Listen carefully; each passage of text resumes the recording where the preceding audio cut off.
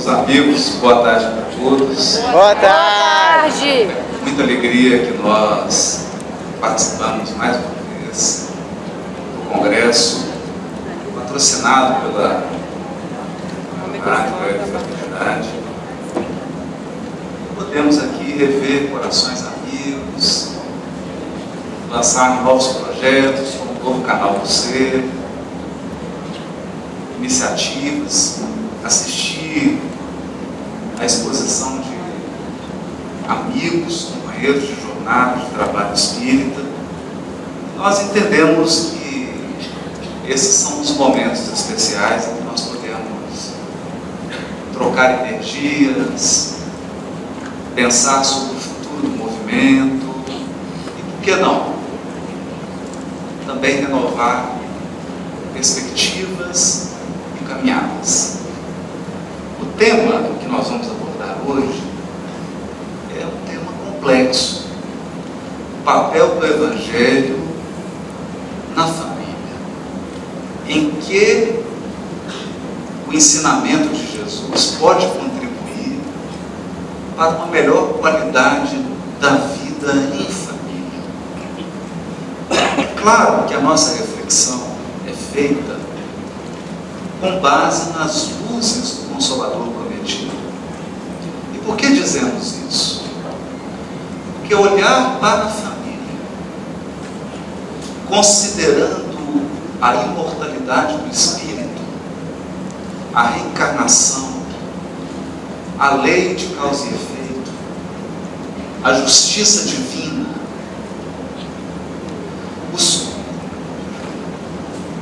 Obrigado, Júlio. A justiça divina, os condicionamentos que reúnem corações, que reúnem histórias e mesmo teto, facilita a nossa compreensão de problemas graves vividos em família. E talvez esse seja o ponto inicial para a nossa reflexão. Nós somos espíritos imortais.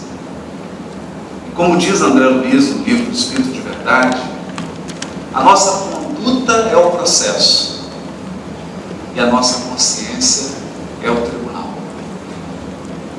É por essa razão que no capítulo sobre família, capítulo 12 do livro Pensamento e Vida, Emmanuel muito sinceramente inicia assim: a família consanguínea, importante isso, consanguínea, porque existe a família espiritual. A família consanguínea entre os homens pode ser apreciada como o centro essencial de nossos reflexos. Reflexos agradáveis ou desagradáveis que o pretérito nos devolve. E ele finaliza o capítulo dizendo: temos assim no grupo doméstico os laços de elevação e alegria que já conseguimos tecer por intermédio do amor louvavelmente vivido, mas também as algemas de constrangimento e aversão, nas quais recolhemos de volta os clichês inquietantes que nós mesmos plasmamos na memória do destino e que necessitamos desfazer à custa de trabalho e sacrifício, paciência e humildade. Trabalho, sacrifício, paciência e humildade. Recursos novos com que faremos nova produção de reflexos espirituais suscetíveis de anular os efeitos da nossa conduta anterior, conturbada e infeliz. Essa é uma página extraordinária do benfeitor Emmanuel, porque de início ela nos faz rever alguns pontos. É muito comum ouvirmos no movimento espírita que nós resgatamos débitos, pagamos dívidas. E é claro que essa é uma linguagem adequada para alguns aspectos da reflexão, mas inadequada para outros. Porque nos leva a crer que o resgate consiste única e exclusivamente em algo que eu faço para o outro, algo que eu devolvo para o outro. Então, aquele familiar que eu tenho no meu lar é alguém que ali foi colocado, ou eu fui colocado ao lado dele, para que eu possa entregar-lhe algo, restituir-lhe algo. É claro que, de certo modo, isso tem um certo sentido. Um dos elementos do resgate espiritual, diria Kardec no livro Céu e Inferno, é a reparação. Algo que precisa ser reparado. A justiça é justiça de equilíbrio. E ela nos impõe, mais dia menos dia, a reparação dos prejuízos causados a outra. Sem dúvida. Mas é preciso tomar um cuidado com esse raciocínio unilateral. Porque pode nos levar a pensar que o resgate não tem nada a ver com algo que acontece dentro de mim. E é aqui o aspecto desafiador. É aqui que Emmanuel vai dizer que nós recolhemos da vida os clichês inquietantes que nós mesmos plasmamos na memória do destino. A questão é que nós trazemos scripts interiores, padrões de conduta, padrões de comportamento, padrões que nos fazem ver a vida de um ângulo muito específico, padrões que nos fazem nos relacionarmos com os outros a partir de um modo muito específico.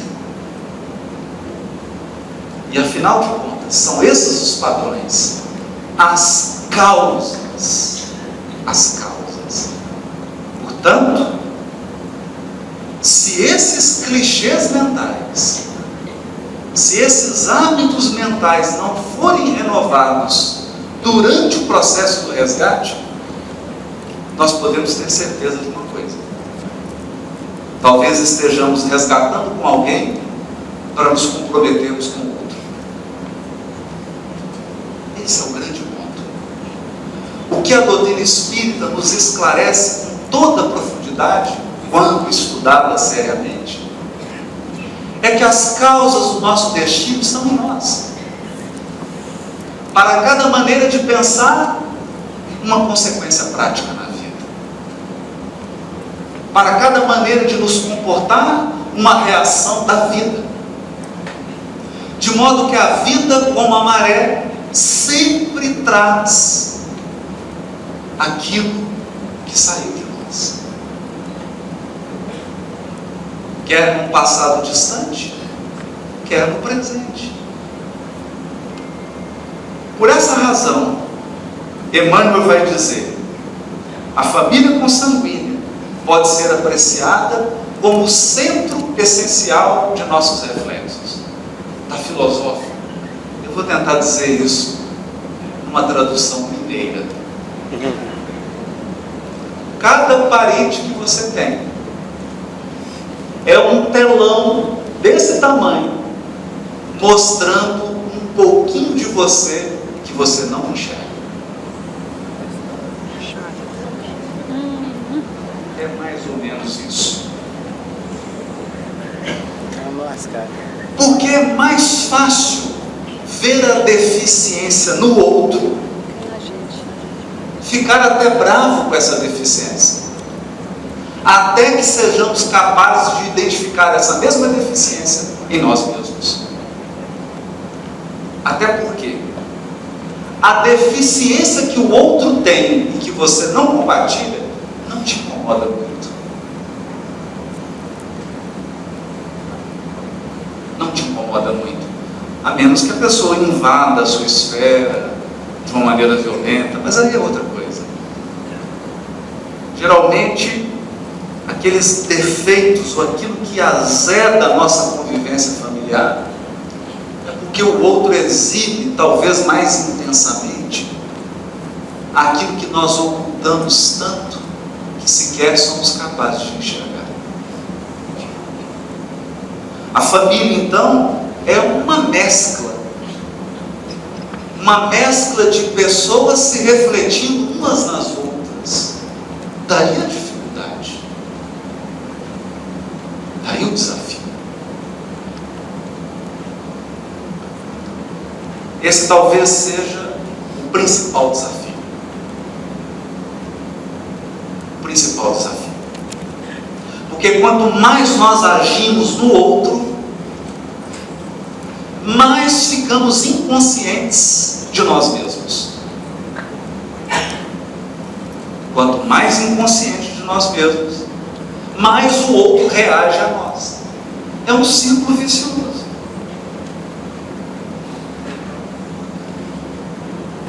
Um círculo vicioso.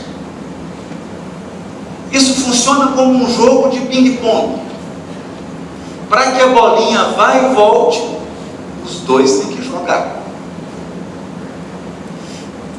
E nós vamos identificar na família jogos de violência,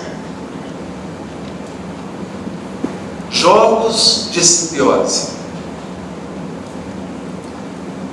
Por isso, os nossos amigos, e o bom de um encontro como esse, é porque reúne pessoas das mais variadas e amplas formações, psicólogos, médicos, juízes, promotores, expositores, trabalhadores, e todos lançam um olhar diferenciado. Isso nos enriquece. E uma das coisas que tem me enriquecido muito na abordagem psicológica é quando tratamos, por exemplo, da questão das drogas em família.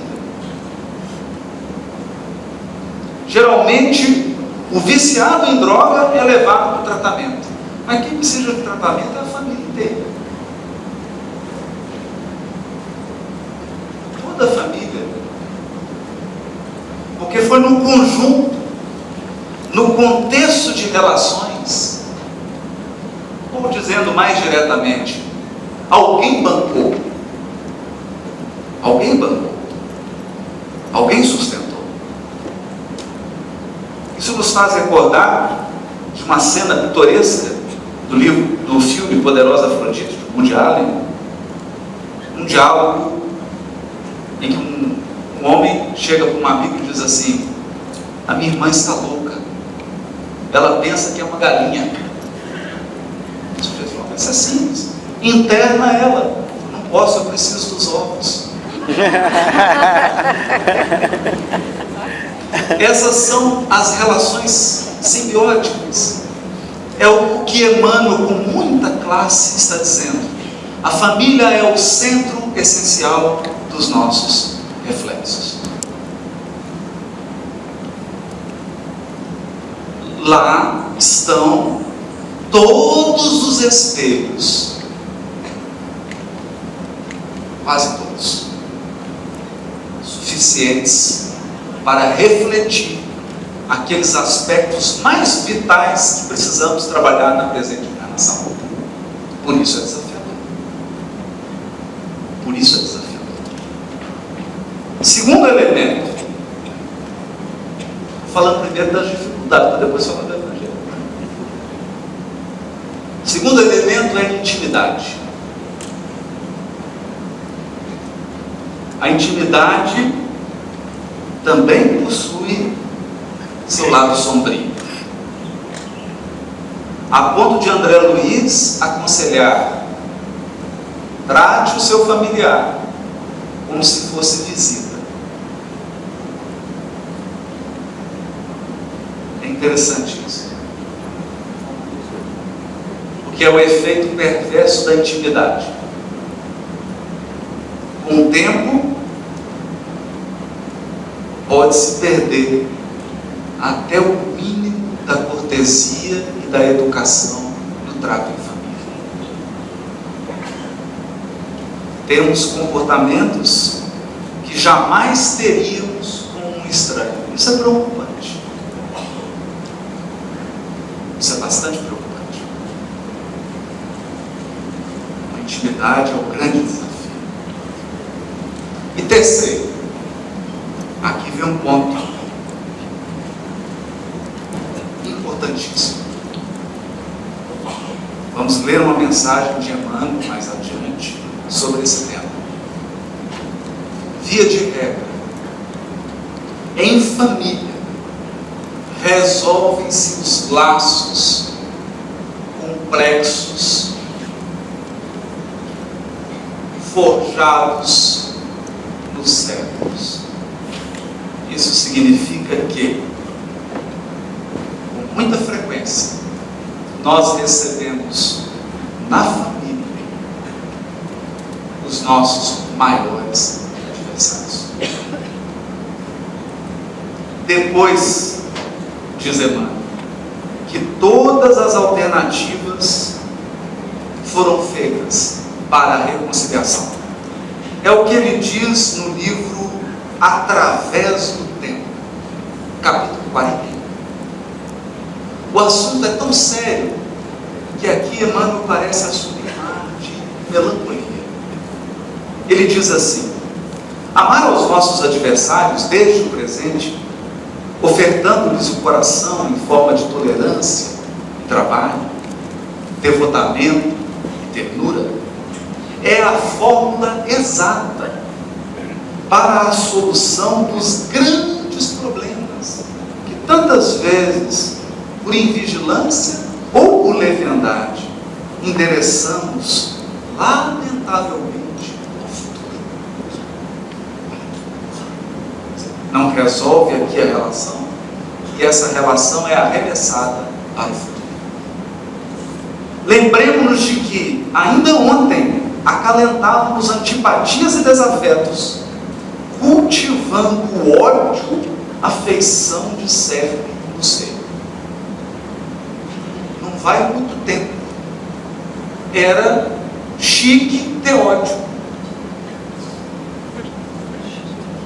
Ir para duelo, disputar. Como hoje é politicamente incorreto, se alguém te ofender, você devolver na mesma moeda, não é?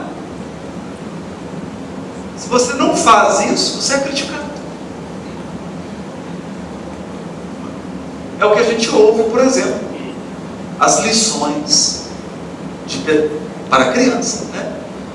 Meu filho, bater em você, você bate de volta. Você não traz desaforo para casa, não. E acreditamos que estamos fortalecendo o caráter do nosso filho com esse conselho. É o que a mãe está dizendo. Recordemos que semelhantes laços de treva algemávamos o espírito às largas sendas inferiores, impondo-nos reencarnações difíceis e angustiosas nos campos de purgação da experiência terrestre. Então, não faz muitos anos, uma discussão ia para a rua, num duelo, um matava o outro, para na próxima encarnação nascer da mesma família. Isso acontece hoje no trânsito. De modo que, em próximas reencarnações, muitas pessoas que brigaram no trânsito vão nascer da mesma família. Se encontraram ali num cruzamento, um fechou o outro, atirou. Vem talvez marido e mulher, irmão, cunhado. Vou citar outros laços que é ele. Enleados a eles, renascemos no mundo, e porque se nos retarde o amor, nos testemunhos de paciência e compreensão, somos constrangidos pela justiça perfeita a recebê-los compulsoriamente nas teias da consanguinidade, convertendo-nos tempo familiar em triste reduto de sofrimento.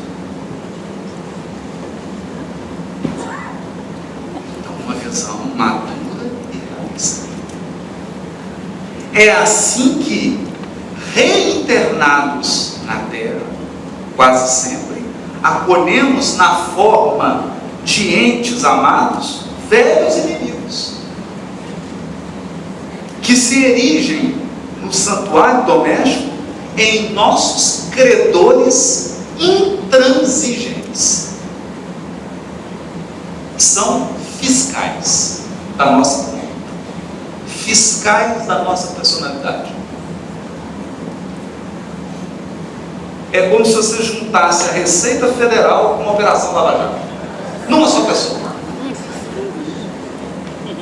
Você está sempre sob suspeita. E tudo que você faz está errado ou está caminhando para estar errado. Credores intransigentes. Surgem por filhos tiranizantes, ingratos, ou parentes invulneráveis ao nosso melhor carinho. Quanto mais carinho você tem, mais impermeável a pessoa se torna. Como se o seu carinho fosse incapaz de atingi-lo, obrigando-nos a mais doloroso acerto, porque estruturado em suor e pranto. Quer dizer, por que é mais difícil? Porque está estruturado em suor e pranto. Quando o nosso perdão puro e simples teria conseguido fundir a bruma aviltante de crueldade em brisa de esquecimento. Ou seja, um perdão lá atrás que poderia ter resolvido a situação e não foi dado por orgulho, por prepotência, acirrou a relação que precisou se converter numa relação consanguínea ou afim, para que a relação pudesse dissolver-se, os laços de mágoa e ódio pudessem dissolver-se, para que não estejamos amanhã em lares metamorfoseados em pelourinhos. Olha a frase dura do Emmanuel. Para que não estejamos amanhã em lares transformados em pelourinhos por força dos corações queridos que o resgate transforma em verdugos e inquisidores de nossos dias, saibamos amar desde hoje os que nos apedrejam ou firam, atormentem e caluniem. Porque, em verdade, o mal é apenas mal para aqueles que fazem. Mal é apenas mal para aqueles que fazem, transmutando-se em bem naqueles que o recolhem, entre a paz do silêncio e a prece da humildade. Paz do silêncio e a prece da humildade. O saberem que a vida é sempre a luz de Deus. Aqui então começa a pedagogia do Evangelho, ou, se preferir, a terapêutica do Evangelho para a família. Já que o tema, nosso tema é o papel do Evangelho na família. A primeira lição com Jesus é a lição de reconhecer duas forças. Segundo Emmanuel, duas forças extraordinárias quando se trata de relação. A primeira delas é a força do silêncio. mas a força do silêncio consciente, do silêncio prece, do silêncio alinhamento com as forças superiores da vida. Porque quando as relações estão adoecidas, e principalmente quando esse adoecimento tem suas origens no passado remoto ou próximo, palavras não vão te ajudar. Pelo contrário, frequentemente elas perturbam. Palavras vão perturbar. É preciso então adotar com Jesus o silêncio operante. O silêncio operante. Isso é difícil. É muito difícil. E é muito difícil por conta da segunda força. A primeira força é a do silêncio. A segunda força que Jesus nos revelou é a força da humildade. A força da humildade. Segundo Emmanuel, é uma prece. A humildade é em si mesma uma prece. Mas, até mesmo o conceito de humildade é por nós deturpado como uma espécie de boicote para não sermos humildes. Quando nós falamos em humildade, a pessoa pensa que humildade é vir fazer a palestra de chinelo.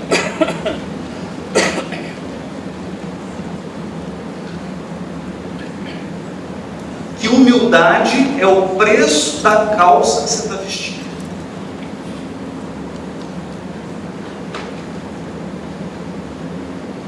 Ou humildade é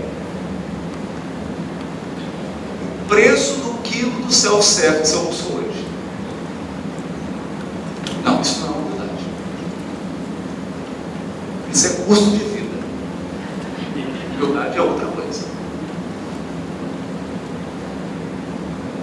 É outra coisa. A humildade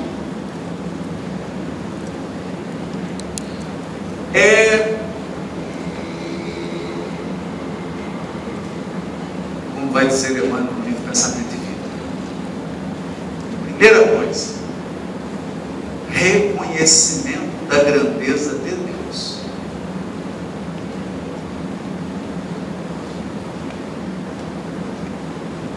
Porque Ele e a vida é sempre luz de Deus. Ou como diz Meilei, tudo passa na terra e tudo se transforma, mas o que vem do céu permanecerá. Tudo que é permanente vem de Deus. Então dirá Emmanuel, humildade é o reconhecimento da nossa pequenez diante da grandeza do universo. Que a grandeza do universo expressa a grandeza do seu autor, que é Deus. Mas a humildade também é senso das proporções. Saber o que é possível, o que não é possível. O que está permitido e o que não está permitido. O que eu posso e o que eu não posso. O que eu suporto e o que eu não suporto. O que eu sou e o que eu não sou. O que eu preciso ser e o que eu não preciso ser.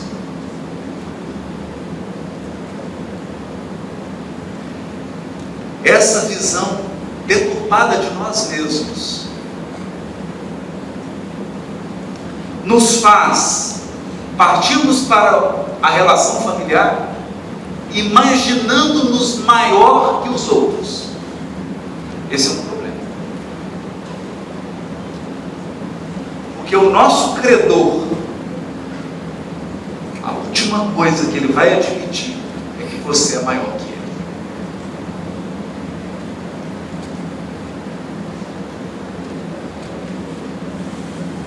A última coisa. Então ninguém parte para um trabalho de resgate e reconquista dos laços afetivos acreditando-se maior.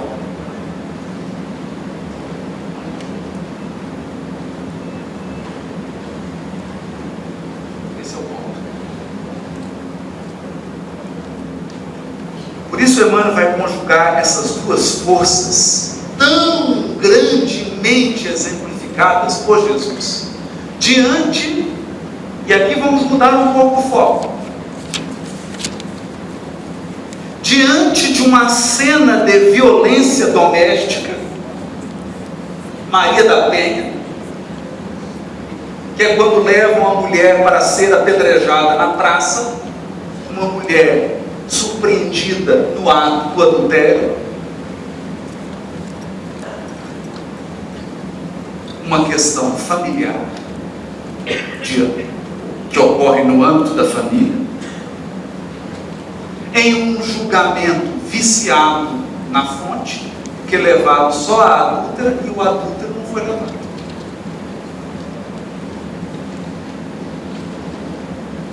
Trazem a mulher para Jesus. E é incrível que eu já assisti assim, 500 palestras sobre essa passagem. Todo mundo está preocupado com o que Jesus escrevia na terra, mas ninguém se preocupa que a primeira atitude de Jesus foi silenciar. Chegam para Jesus e dizem: essa mulher foi pega em adultério. Jesus abaixa a cabeça e não fala nada.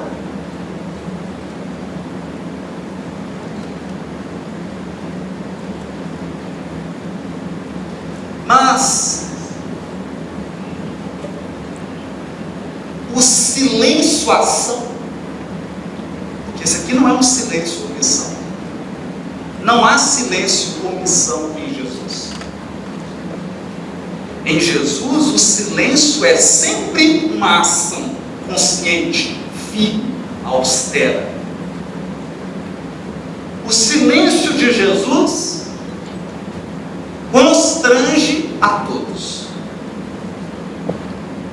desconcerta todos os envolvidos. Tamanha a paz que ele conseguiu impor com o seu silêncio. Em outras ocasiões ele faria isso. Por exemplo, essa cena eu adoro. O governador espiritual do planeta é colocado diante do governador da Judéia. Pensa nisso. Quem é hoje o governador da Judéia? Nem tem mais esse cara. Quem é o governador espiritual do mundo? Continua sendo Jesus Cristo. Mas se você está pensando que Jesus foi lá para desmerecer o cargo de Pilatos, você está enganado. Se você está pensando que a postura de Jesus era de arrogância com relação a Pilatos, você está enganado. A postura de Jesus é de reverência. Ele diz assim: nenhum poder teria sobre mim se não fosse concedido pelo outro.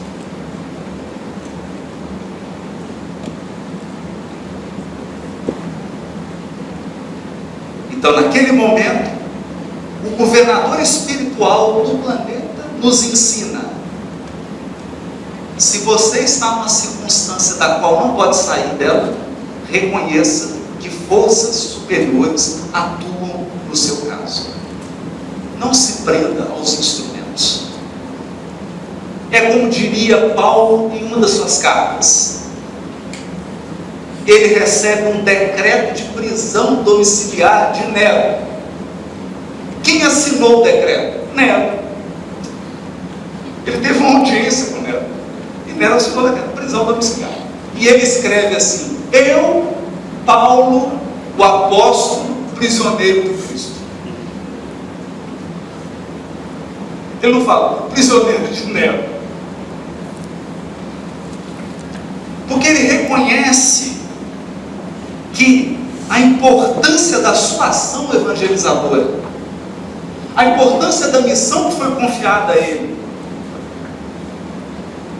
era tão grande que Nero, na verdade, não teria poder para prender. Se Nero foi um instrumento da prisão, é porque forças superiores atuaram no caso. Então talvez hoje em família você se sinta assim, imóvel, imobilizado, constrangido. Seria bom pensar. Seria bom não atribuir aos familiares tanto poder. Forças superiores nos posicionaram em determinada família, em determinada conjuntura familiar. É esse o ponto. E Jesus se apresenta a Pilatos, e quando ele diz: diz-me a verdade, Jesus fica em silêncio.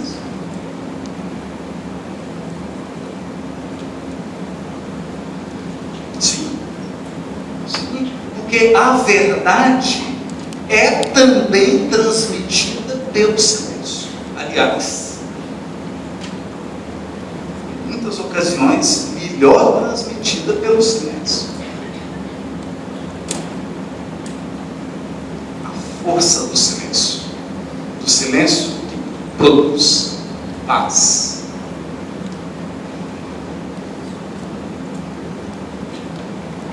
Do silêncio que produz paz.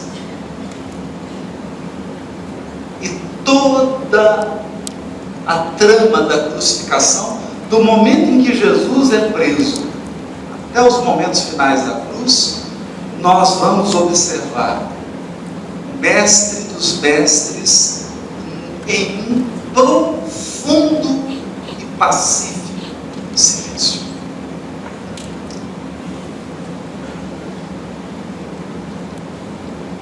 Então, não é sem razão que Emmanuel nos apresenta esse poder, essa força para curar as relações familiares. O silêncio. A outra força, a humildade.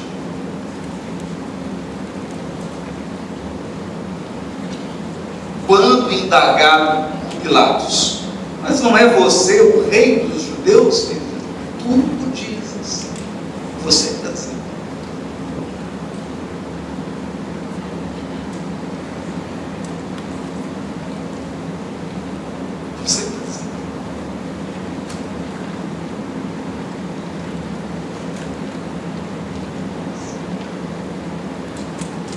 E nós vamos observar um aspecto bonito em Jesus com relação à sua humildade, e isso nos ajuda a perceber a complexidade que é a humildade. Complexidade que eu digo da sutileza, dos ângulos que a humildade apresenta. Ele reúne os apóstolos e diz assim: o que as pessoas estão dizendo sobre mim? Que eu sou quem? Mas ele não fez essa pergunta para a multidão. Fez para o círculo dos seus companheiros.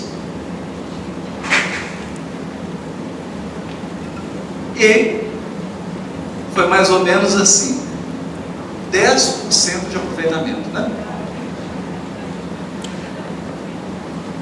Porque ele ouviu cada coisa, não tinha nada a ver. Ah, vamos ser Jeremias, vamos ser. E vós, quem dizeis que eu sou?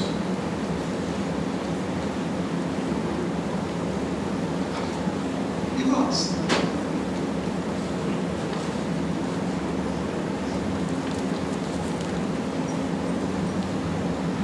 Simão assume e diz: tu és o Cristo, o Filho do Deus vivo. Nesse momento, Jesus não só confirma, como reforça, e entende que naquele momento Pedro revelou as condições para se tornar o líder do colégio apostólico. Visão. Visão. Então, se você realmente quer ser uma pessoa humilde, tenha plena consciência das suas qualidades. Tenha plena consciência dos seus potenciais.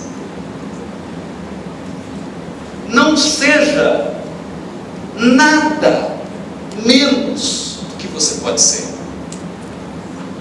Não dê 1% a menos do que você pode dar.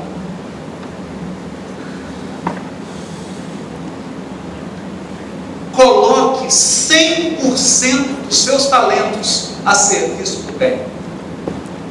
Nem 1% a menos. Mas saiba quais são suas limitações.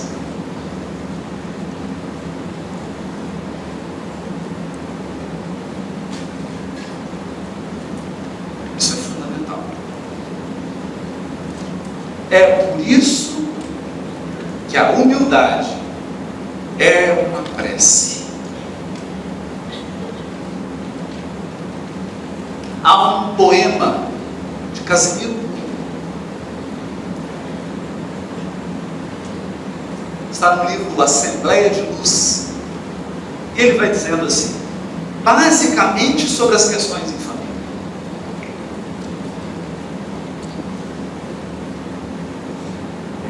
Reclamas a falta de reconhecimento dos seres queridos, mas aí ele dá o conselho e diz assim: Jesus te pede, simplifica. Alegas carência de não sei o que, de recursos para realizar o bem, e pedes a Jesus o suprimento, e Jesus te pede, simplifica.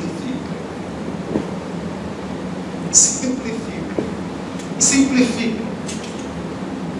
E a verdade é que uma soma enorme das nossas dificuldades, sobretudo em família, vem de problemas que nós criamos.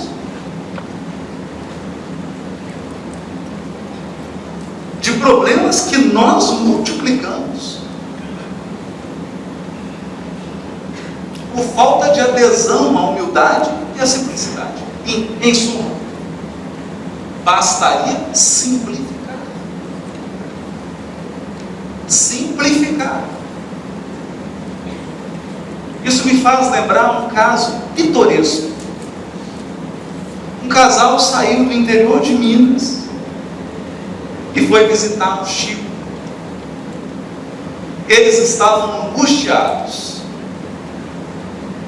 Iam fazer o culto no lar, e os filhos, as crianças, não queriam participar do culto lá.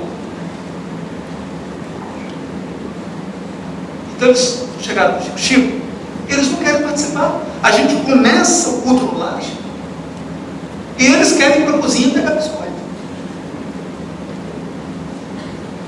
E não participam no culto no lar. Já tentamos de tudo. Ficamos bravos, corrigimos, colocamos de castigo.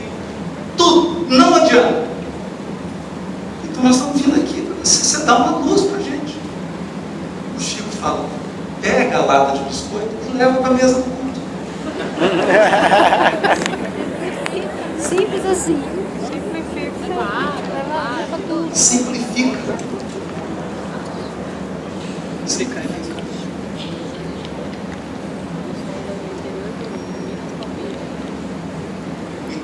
Mas, para simplificar, é preciso estar desarmado. As complexidades que nós criamos são mecanismos de defesa para nos proteger das nossas fragilidades.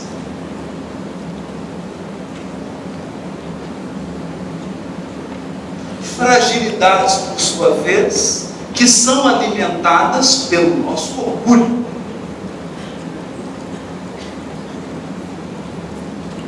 De modo que, se há uma adesão sincera à humildade, nós desarmamos, simplificamos, e uma soma imensa de problemas deixa de existir. Querem ver? Eu tive uma conversa com o Divaldo. Essa foi porque eu já tinha ouvido ele dizer isso em palestra, ele já tinha narrado esse caso, mas eu queria conversar com ele olhando nos olhos.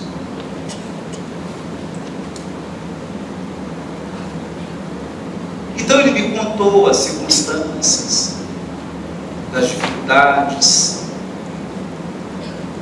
das críticas, das perseguições, do fogo amigo.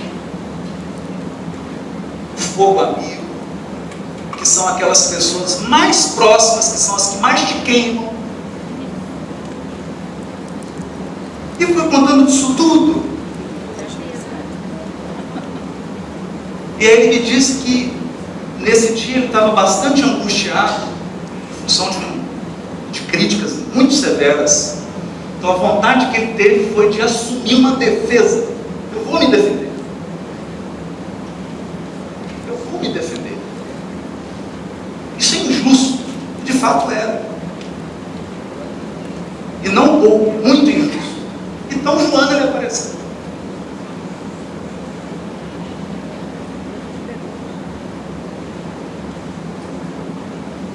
E disse para ele: meu filho, não se defenda.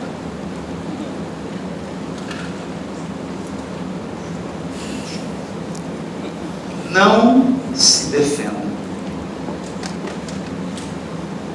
Por uma razão muito simples. Se as suas ações não foram capazes de convencê-los, não serão as suas palavras.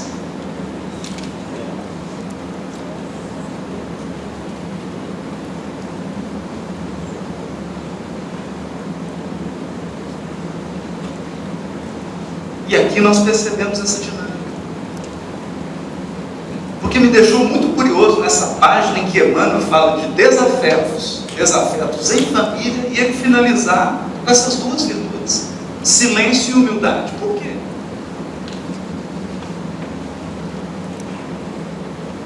Quantos problemas nós vivenciamos em família por falta de silêncio e humildade? Silêncio.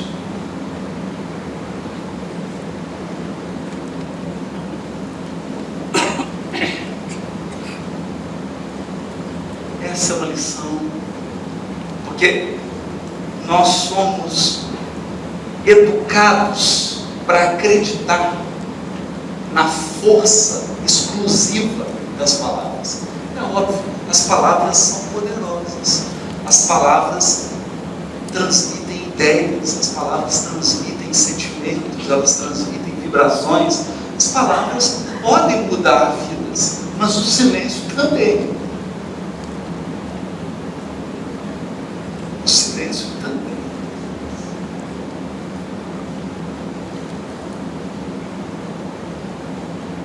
Se a nossa sociedade valoriza apenas a assertividade, a firmeza, a ação, a disposição de realizar, o bem-sucedido, tudo externo, a humildade é uma força poderosa, poderosíssima, que, se não for usada, nós vamos presenciar disputa de pódio, um bater na cabeça com o outro. Ninguém vence, só tem choque.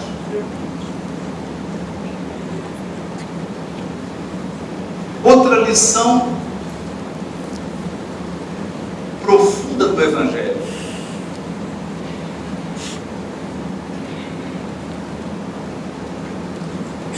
a lição do amor que se cura, do amor que se regenera. Jesus havia atingido os 12 anos de idade. E então, pouco antes disso, e Isabel, a prima de Maria, sempre a visitava, porque as duas eram mães de crianças assim, bem esquisitas. Uma era a mãe de um Cristo, a outra do precursor.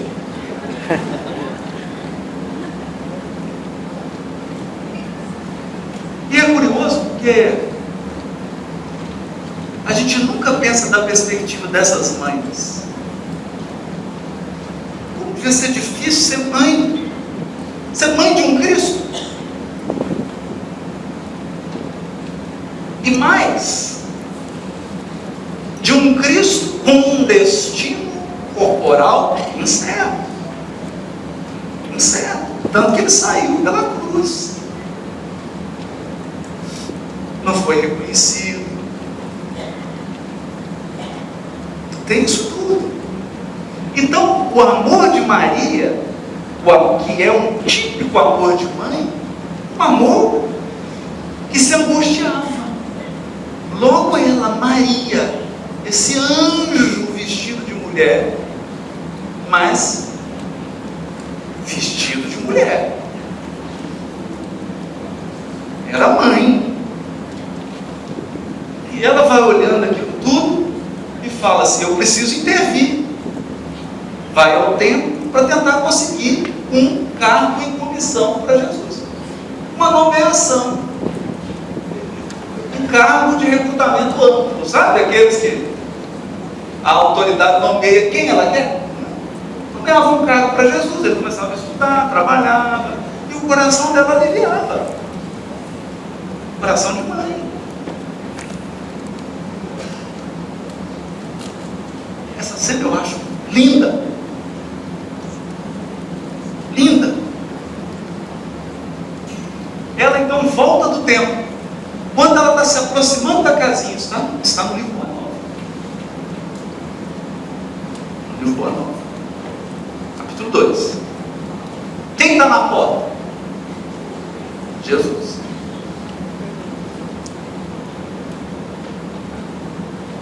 Quando ela chega e olha para Jesus, ela já percebeu que ele estava sabendo de tudo. Mas, e aqui é evangelho, evangelho na prática, evangelho em família, na prática. Jesus não recrimina, ele não fala assim: mãe, por que você fez isso? Já começaria errado.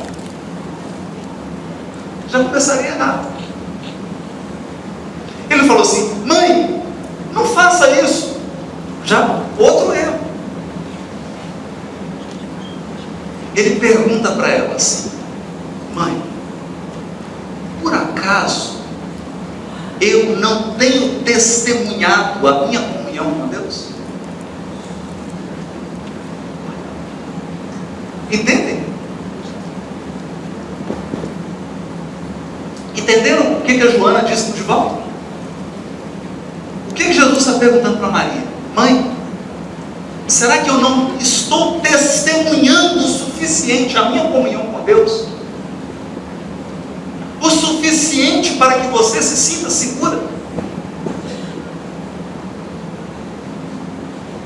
O suficiente para que você não precise ficar amargurada e procurar autoridades humanas? Será, mãe?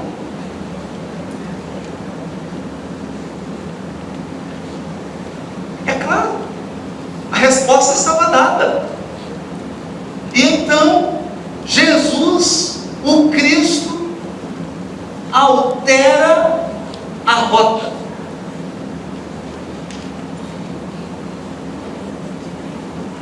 Para trazer conforto para a sua família,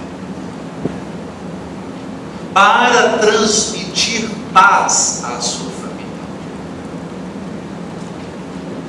para transmitir tranquilidade, serenidade, amor à sua família.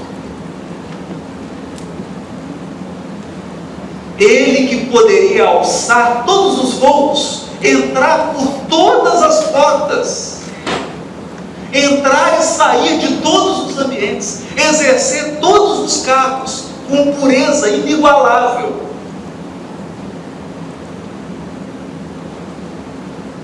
resolve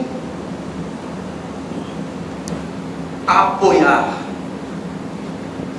mais amorosamente ainda a base da sua missão redentora no mundo, sua família. Diz para ela: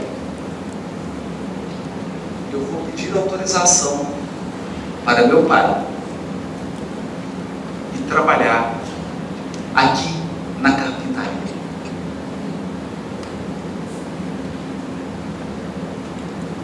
Mas não é só isso.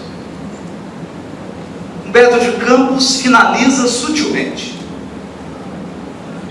Dali em diante, ele é visto dentro do lar, ajudando o pai,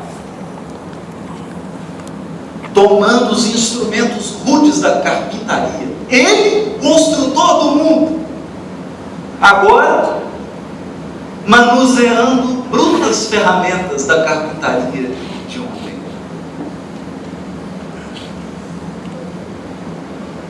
E diz Humberto de Campos: e era sempre visto sorrindo, cantarolando e enchendo o ambiente doméstico de alegria, de fé, de confiança. Quando ele é apresentado pela primeira vez em Jerusalém, alguns fariseus perguntam: mas não é esse o filho de José? Não é esse Jesus, o carpinteiro? Quando Paulo de Tarso visita pela primeira vez a casa do caminho, a primeira acusação que ele faz para Estevão é: mas Messias, esse teu mestre aí não era um carpinteiro? Sim, carpinteiro.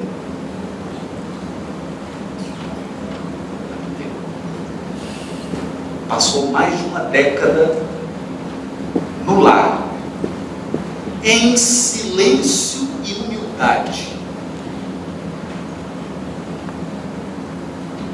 O governador espiritual do mundo.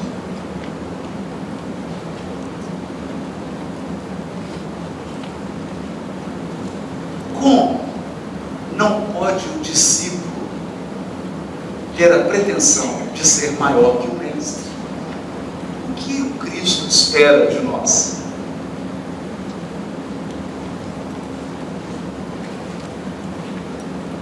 O que o Evangelho nos propõe?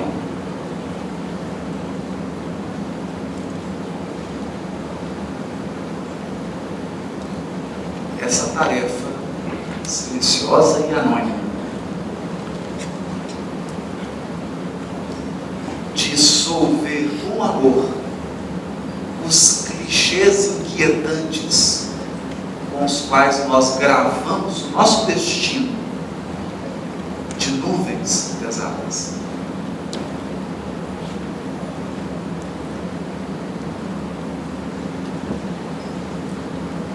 Porque depois de muita observação, nós concluímos que a vida é um intricado conjunto de espelhos. Você sempre está vendo você mesmo.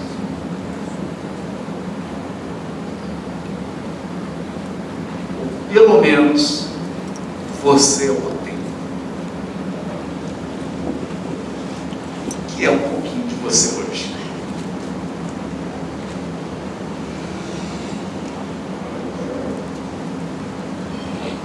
De modo que a lição abençoada da doutrina espírita é: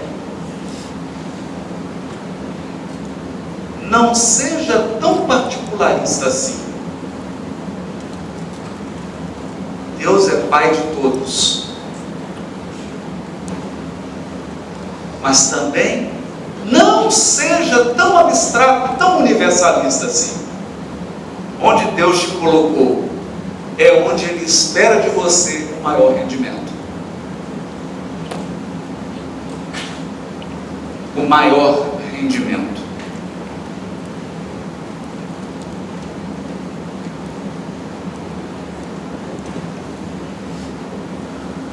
Nós precisamos do Evangelho nas bases da nossa vida.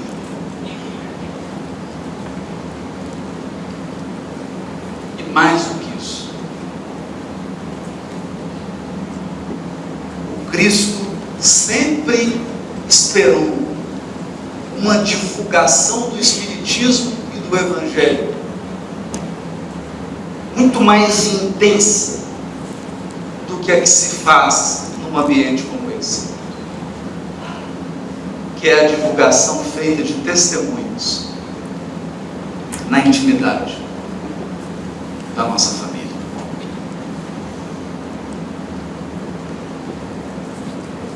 A família é,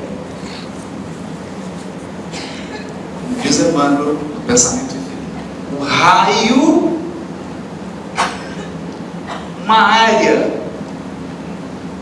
uma área de ação que define muito bem as nossas responsabilidades prioritárias. As nossas responsabilidades prioritárias. Para encerrar, então, eu me recordo aqui de uma tarde assim fresquinha como essa que está em Uberlândia, em Pedro Leopoldo.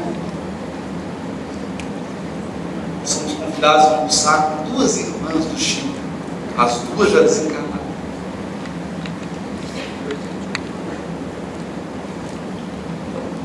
Almoçamos na casa de um, tomei café da tarde na casa da outra, porque o mineiro é assim, começa o almoço e termina na janta, vai só mudando de casa. E uma me disse, o Chico sempre ensinava ela: minha filha, primeiro o dever, depois a devoção. Primeiro o dever, depois a devoção. Trabalhava, cumpria o horário, chegava em casa, fazia tudo, cuidava de tudo. Praticamente criava as irmãs. Depois que tudo definido, ele ia para o trabalho espiritual. À tarde fui para a casa da outra, e aí ela me contou. Quando a última irmã casou, ou quando ele conduziu a última irmã para o casamento, que ela se casou e constituiu família, ele disse para ela: agora eu sou livre para me dedicar exclusivamente